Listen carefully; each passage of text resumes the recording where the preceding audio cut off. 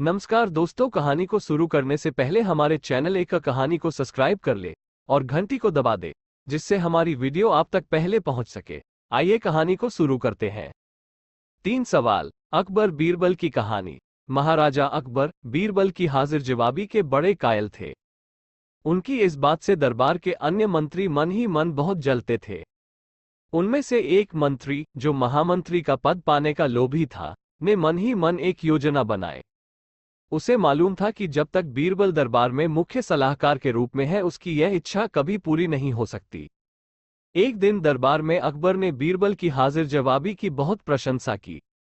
ये सब सुनकर उस मंत्री को बहुत गुस्सा आया।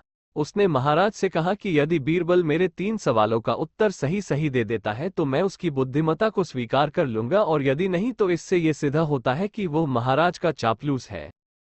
अकबर को मालूम था कि बीरबल उसके सवालों का जवाब जरूर दे देगा, इसलिए उन्होंने उस मंत्री की बात स्वीकार कर ली। उस मंत्री के 3 सवाल थे। आकाश में कितने तारे हैं? धरती का केंद्र कहाँ है? सारे संसार में कितने स्त्री और कितने पुरुष हैं? अकबर ने फौरन बीरबल से इन सवालों के जवाब देने के लिए कहा और शर्त रखी कि यदि वह इनका उत्तर नहीं जानता है तो मुख्य सलाहकार का पद छोड़ने के लिए तैयार रहे। बीरबल ने कहा, तो सुनिए महाराज। पहला सवाल। बीरबल ने एक भेड़ मंगवाई और कहा, जितने बाल इस भेड़ के शरीर पर हैं, आकाश में उतने ही तारे हैं। मेरे दोस्त, गिनकर तसल्ली कर लो, बीरबल ने मंत्री की तरफ मुस्कुराते हुए कहा। दूसरा सवाल। बीरबल ने जमीन पर कुछ लकीरें खींची और कुछ हिसाब लगाया।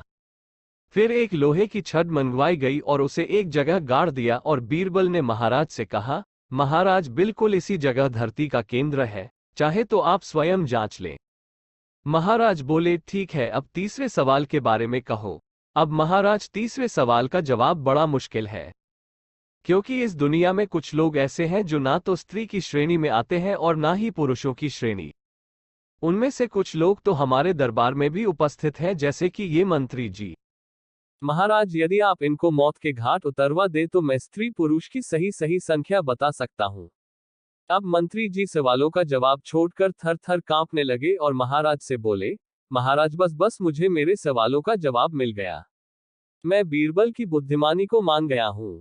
महाराज हमेशा की तरह बीरबल की तरफ पीट करके हंसने लगे और इसी बीच वह मंत्री दरबार से खिसक लिया। दोस्तों, अगर हमारी कहानी पसंद आए हो तो वीडियो को लाइक और चैनल को सब्सक्राइब और बेल आइकन को प्रेस कर ले, ताकि हमारी न्यू अपडेट आपको जल्द से जल्द मिल सके।